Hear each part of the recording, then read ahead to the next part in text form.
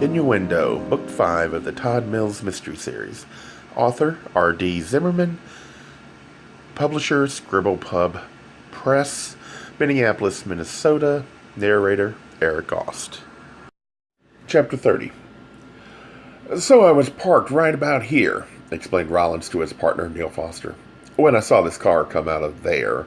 From the front seat of his Taurus, Rollins pointed to the large black iron gates of the driveway. It was early afternoon. The sun was breaking through the clouds, and the shiny black metal glistened, broadcasting an image of wealth and privacy.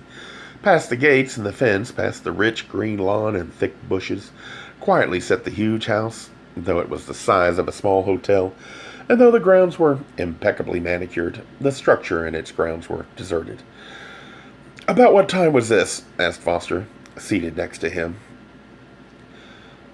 9 last night, maybe a little after. And what were you doing here?" "To be perfectly frank, it's a long story, so let's not get into it." "Ah, sounds like relationship problems to me, right?" "Am I right?" Knowing he was dead on target, Foster grinned, entirely proud of his sleuthing abilities. "In my humble opinion, that's how stories always get long, or complicated, anyway." "Whatever," replied Rollins with a reticent shrug. "No, he didn't want to get into it, and he wouldn't, at least not until he had to. The important thing was that last night he'd been parked right here, right out in front of this big house, and he'd seen a white convertible Saab come barreling through those gates and down the street, and the vehicle did have California plates. Rollins was sure of that, just as he was sure that the driver was bald. But could it all be so easily solved?" "I want to know who the tipster is, and just how and why he knows so much," said Rollins. "He was obviously here last night because he saw me, but why? Why would he be hanging around this place?" "He said he was a photographer." "Yeah." Wondering who in the name of hell Todd had visited inside the mansion last night, Rollins added, "And I want to know whose house this is. Anyway, it has to belong to someone important." "So no big deal. We're cops. We can find that out pretty damn easy." Not hesitating, Foster reached for the radio, which was mounted on the slender transmission hump between the front seats. He grabbed the microphone, and because this wasn't an emergency, called, not dispatch, but Channel 7, their information channel. He said, "Car 1110. Through the small speaker beneath the dash, a woman's voice warbled, "Go ahead, car 1110. "I need a reverse directory check." As Foster read off the address, Rollins wondered how long this was going to take. Either seconds or minutes. There was never any telling if checking the phone records didn't work for some reason. And then they could always use the cell phone to call another department to see to whom the water bill was sent, but apparently that wasn't going to be necessary. The woman's voice on the radio said, "Car 1110? 1110, answered Foster. "That residence is listed as belonging to Suzanne Buttons." "Buttons? Yes, that's boy up top." "Copy." With a shrug, Foster hung up, then turned to Rollins. "Doesn't ring any bells for me. How about you?"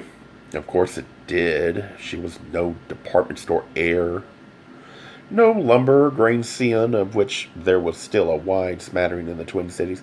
No Nauvoo computer millionaire either. Rollins had read all about her in the newspaper, and Suzanne Buttons, who had made every penny of her own money, was famous and filthy rich for an entirely different reason. "Makeup," said Rollins. "She's the queen saleswoman of a direct sales cosmetics line. I think she's something like their biggest grossing sales rep in the country. Maybe the world." "You mean one of those pink Cadillac millionaires?" "Different company, but same idea." Which didn't tell them a whole lot about what was going on here. Or, thought Rollins, why Todd would have been here last night, unless, of course, Todd had simply been working on a story, which was a possibility. It would be just like Todd to have said he had a date implying so very much, when in actuality that date could have simply been an interview. But if it had been an interview, what was Todd looking into? What scam or crime had piqued his reporterly instincts, and just who had he seen? Grabbing his cell phone from the seat, Rollins said, "I'm going to call CID and see if there have been any police calls on this address." He punched in the number, and the receptionist answered, saying, Criminal Investigations Division. Hi, Donna. This is Steve Rawlings. Can you get me someone in homicide? Anyone there? Oh, sure. I think Lewis is in. There was a click on the line, and a moment later, a woman picked up saying, Homicide, this is Sergeant Lewis. Hey, Kathy. This is Rawlings. We're parked outside a residence in South Minneapolis, and I was wondering if you could check to see if there have been any police calls at this address. I'd be interested in the last year. Oh, and whose name might be on it? Sure. But I'm right in the middle of something. Let me call you back in 5.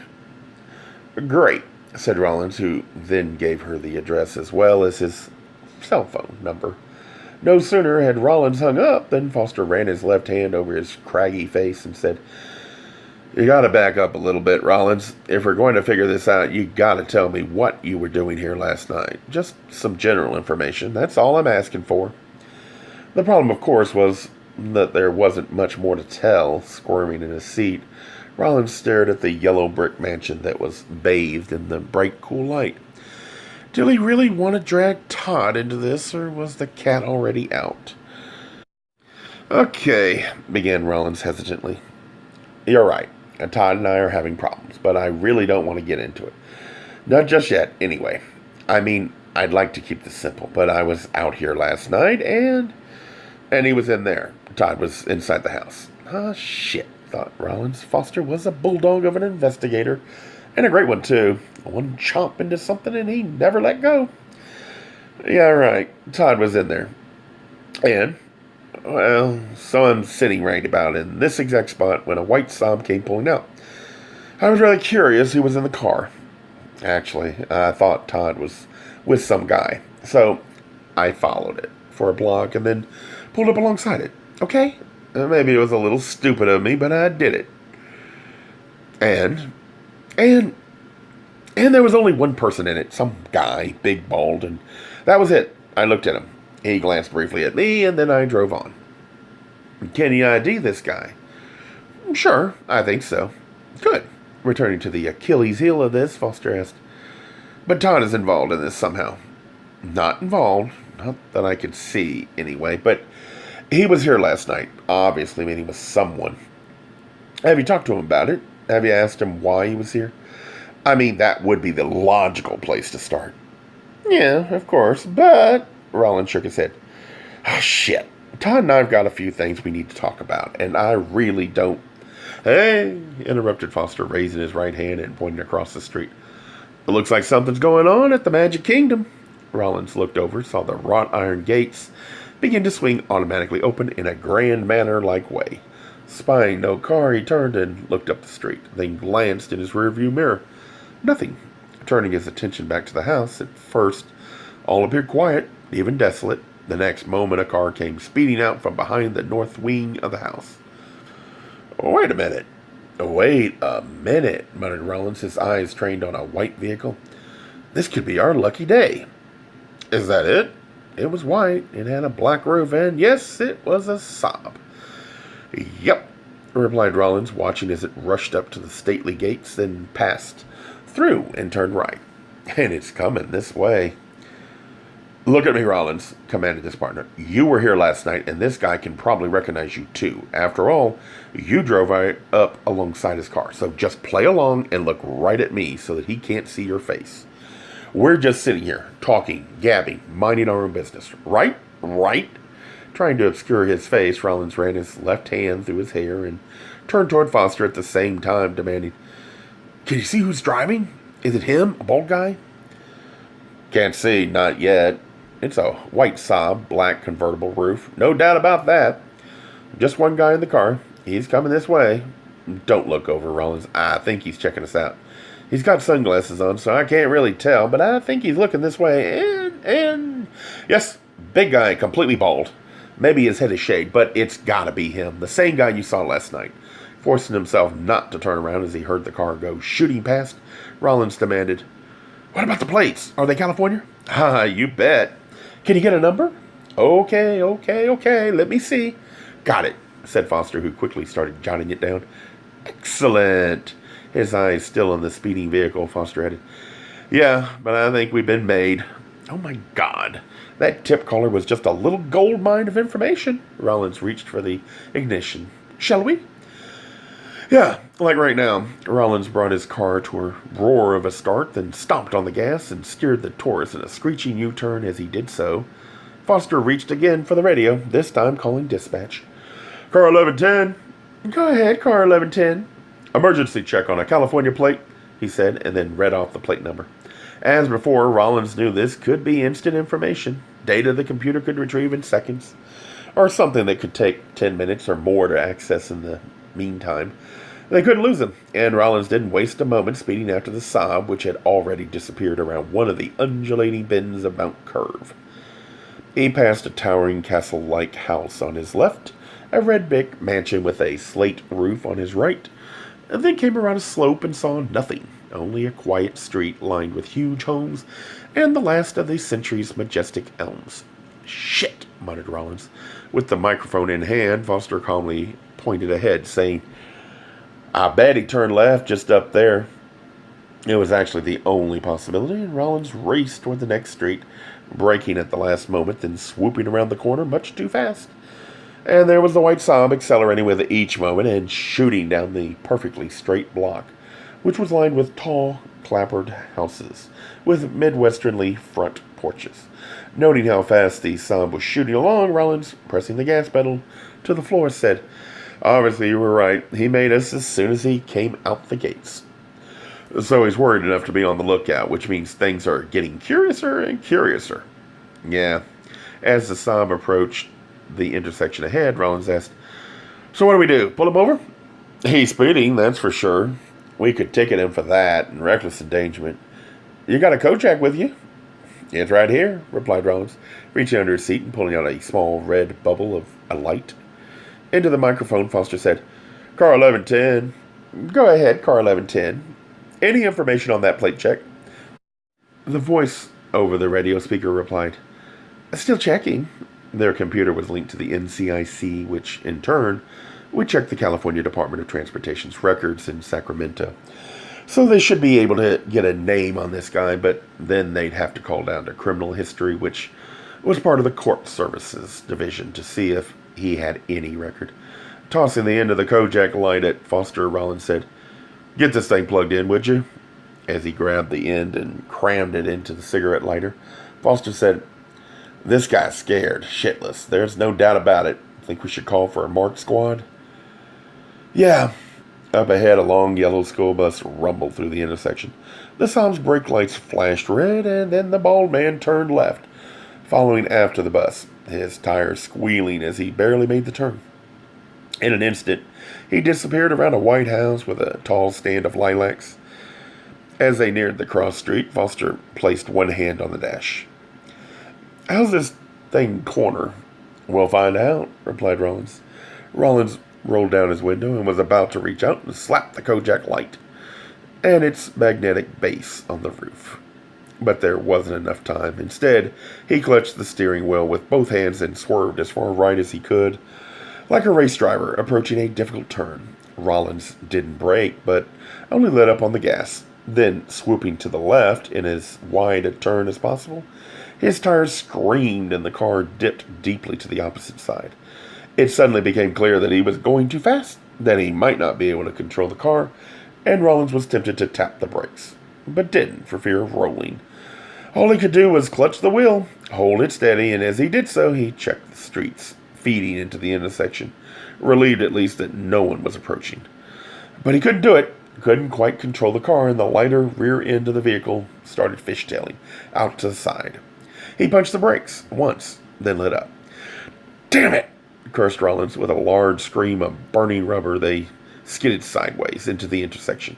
Rollins leaned hard against the steering wheel, his powerful arms battling the force. He glanced over, realizing that they were sliding toward a red fire hydrant. Standing firmly on the corner, he had no choice but to trounce on the brake.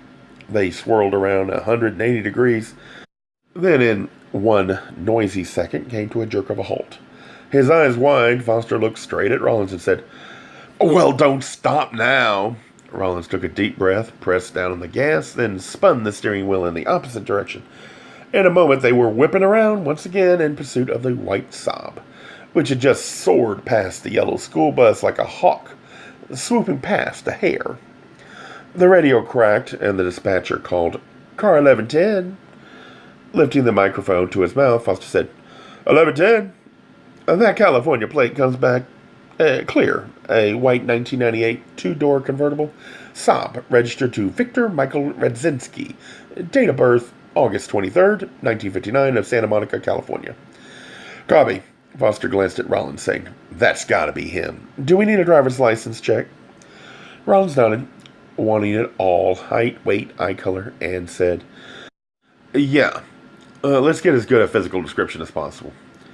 "Car 1110, said Foster into the microphone. "Go ahead, 1110. DL check, Victor Michael Redzinski." "Copy." As they quickly gained on the bus, Rawlins leaned slightly to the left and peered around the side of the bus. There was no doubt about it. The Saab was racing faster than ever down the street. "He's getting away! Call it in!" Foster said, "Car 1110. Go ahead, 1110. We're in pursuit of a possible homicide suspect and need marked assistance." As Foster gave them the approximate location, Rawlins reached into his lap and grabbed the Kojak light. Lifting it out the window, he realized the cord was tangled, and so he glanced out, trying to ascertain how he could get it up and on the roof. Foster shouted, "Jesus!" Rawlins' heart shot up the back of his throat. The reason he'd been gaining so quickly on the school bus was because it was stopped now. Until a matter of feet before him, he swerved to the left to bypass it, but then the bus driver extended the red stop sign on the side of the bus. The next instant, a young girl with glasses and a ponytail stepped out from in front of the bus. Using both feet, Rawlins plunged down on the brake, and the car immediately bucked and started screeching. But there wasn't enough space. Rawlins could see that right away, knew it as soon as the girl turned toward him, eyes and mouth wide open, her small body frozen in fear. He twisted the wheel to the left. The car veered across the lane, then shot over the curb with a horrendous thud and flew a foot or two in the air, and then came to an awkward halt on the sidewalk. Rawlins took a deep breath, leaned forward, bowing his head onto the steering wheel. A moment later, he reached down and turned off the ignition. "Hail Mary," mumbled Foster. "Just let me live until the day I retire." "Oh, my God," said Rawlins, shaking his head. "I usually do a little better than that." "Sure you do." He looked down the street and saw the Saab, now a block or more away and growing more distant by the moment. No, there was no stopping him now, even if a marked squad was in the immediate area, but now at least they had a name to go with the face and a plate number to go with the car. Out of nowhere, a woman came screaming onto the sidewalk, her eyes spitting hate at Rawlins as she ran past the car. She charged into the street, lunging for the little girl who still stood quite paralyzed on the pavement, and who, upon seeing her mother, broke into a siren of tears. Rawlins let out a deep sigh. No, this hadn't ended in total disaster, and thank God for that. Suddenly, the inside of the torch was filled with a ringing. Rawlins felt his jacket, found nothing, then searched the seat next to him. He found the telephone on the floor beneath his left foot. "Watch," he said as he stretched to pick it up. "It'll be my mother." Flipping open his cell phone, he said, "Yeah, this is Rawlins." "Hey, it's me," said Kathy Lewis, the investigator. "Actually, there was a police call to that address just last week, as a matter of fact. All he could muster was a banal, 'Really?' Yeah, but here's the interesting part. You know who lives there?" "Suzanne Buttons is listed as the owner." "Well, maybe, but right now it's leased out to some huge Hollywood star who's in town making a movie." Knowing but wanting confirmation, Rawlins said, "Some huge Hollywood star? Like who?" "Grab this. Tim Chase." "No shit. So what about the complaint? Was it made by him?" "No. The call was made by Maggie Eastman, who called about a photographer who was..." "About who?" "A photographer. Apparently some guy with a camera was lurking around the property." "No kidding." "Yeah, but by the time 2 police officers arrived, the guy was long gone." Sergeant Lewis said, "Sounds like it was one of those paparazzi guys, trying to get a picture of Tim Chase or something." "You know what?" replied Rawlins as things were becoming clearer. "I think you're exactly right." Gay Mysteries audiobooks. I think it is easy to hate a label, but a face humanizes the word. So this effort is twofold: to offer comfort to those like myself that your world didn't end because you don't fit into the view of acceptable society on both sides, and in hopes of helping those with family that are LGBTQ, that it doesn't mean we are aliens from the child they once knew. Reassure them so they can maybe be supportive at the same time, being true to their values.